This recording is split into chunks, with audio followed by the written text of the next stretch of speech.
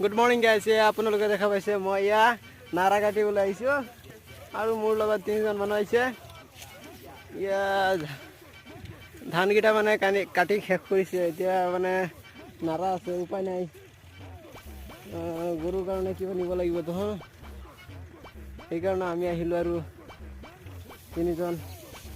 ইয়া অলপমান নাৰা কাটি আমি ঘৰলৈ লৈ যাম, আপোনালোকে চাই লওক কিমান ধুনীয়া দৃশ্য। ইয়া চাৰিওফালে খালি ধানৰ খেতি চলি আছে, ধানৰ খেতি।